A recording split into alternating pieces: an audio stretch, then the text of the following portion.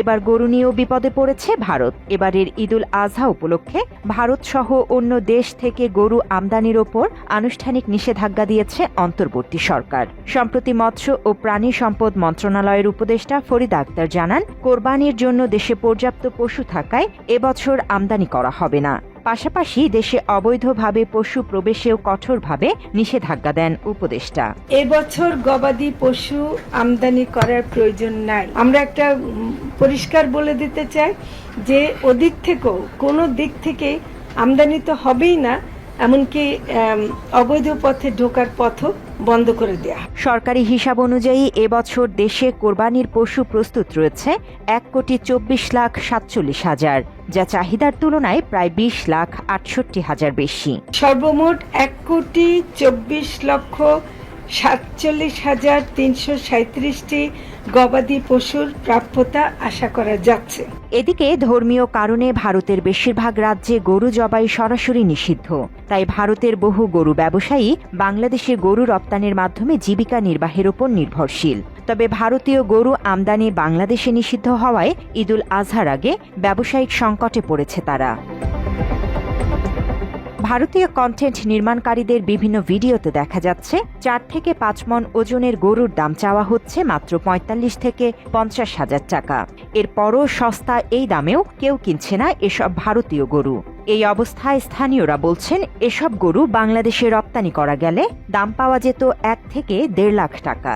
সেই সুযোগ না থাকায় 50,000 টাকা দাম চাওয়া গরু শেষমেশ 20 থেকে 25,000 টাকায় বিক্রি করতে বাধ্য হচ্ছেন ব্যবসায়ীরা।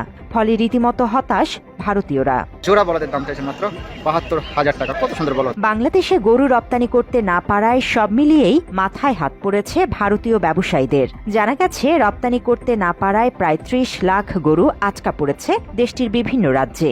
এতে হাজার হাজার কোটি টাকার লোকসানে পড়বে তারা। ভারতীয় গণমাধ্যমের তথ্য মতে পশ্চিমবঙ্গ, বিহার, আসাম, ঝাড়খণ্ড সহ বেশ কয়েকটি রাজ্যে গরু নিয়ে বিপাকে পড়েছেন সেদেশের মানুষ। ভারতে গরু জবাই নিষিদ্ধ হওয়াই যেন এখন গলার কাঁটায় পরিণত হয়েছে তাদের। বিভিন্ন ক্ষেত্রে বাংলাদেশকে বয়কট করতে যেয়ে অর্থনৈতিক ক্ষতির মুখে পড়েছে নরেন্দ্র মোদীর সরকার। অন্যদিকে বাংলাদেশের গরু কোরবানির এই বিশাল পরিমাণ চাহিদা পূরণ করে বিদেশেও রপ্তানি হচ্ছে এবার। মালয়েশিয়া, ওমান, এমনকি আফ্রিকার সঙ্গেও ইতোমধ্যে গরু রপ্তানির চুক্তি স্বাক্ষর হয়েছে বাংলাদেশের। এই অবস্থায় দেশের নরসিংদী, ফেনী এবং পঞ্চগড়ে দেশীয় গরু উৎপাদনে নেওয়া হচ্ছে বাড়তি যত্ন। নরসিংদীতে ঈদুল আজহা উপলক্ষে 8,800 খামারে কোরবানির গরু সনাতন পদ্ধতিতে মোটা তাজাকরণ করা হয়েছে। ভুট্টা, দানাদার খাবার বা ভুসি এই সমস্ত, মানে অন্য কোনো খাবার খাওয়ায় না। ফিট এগুলো দেখিনি আমি। 2 বেলা দোয়া আর গোসল, 3 বার গোসল দেই।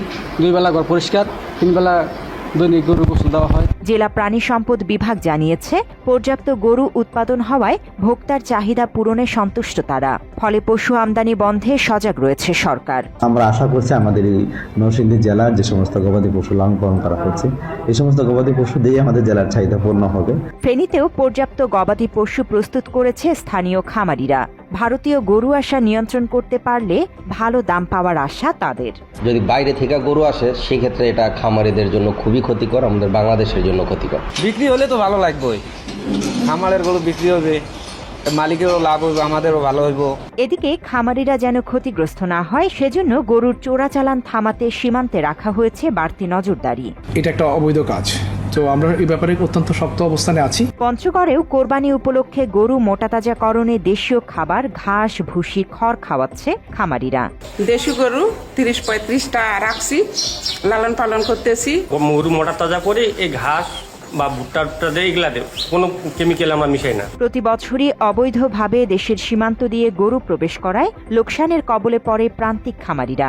এই অবস্থায় এবার সীমান্তে বাড়তি নজরদারি করায় ন্যায্য মূল্য পাচ্ছে গরু ব্যবসায়ীরা। তবে সরকারের নিষেধাজ্ঞা এবং বিজেপির কড়া নজরদারি থাকা সত্ত্বেও দেশের বিভিন্ন সীমান্ত দিয়ে ভারত ও মিয়ানমার থেকে গরু চোরাচালানের প্রবণতা দেখা যাচ্ছে। বিশেষ করে লালমনিরহাট, ঠাকুরগাঁও, কুড়িগ্রাম, কুমিল্লা এবং কক্সবাজার ও বান্দরবানের সীমান্ত এলাকায় সক্রিয় হয়ে উঠেছে চোরা কারবারিদের শক্তিশালী সিন্ডিকেট। কয়টার ব্যবসা এখন যদি তাড়াতাড়ি করি তো করি, যে কয়টা কামাই হবে তাই তো থাকবেন না। যেগুলো হয় সেগুলো ভালো। এই অবস্থায় ঈদের আগে সীমান্তে আরও নজরদারি বাড়ানোর দাবি সাধারণ ব্যবসায়ীদের। পাশাপাশি ভারতের আধিপত্য রোধে সরকারের ভূমিকার প্রশংসা করেন তারা। জান্নাতুল ফেরদৌস তমা, বাংলা এডিশন।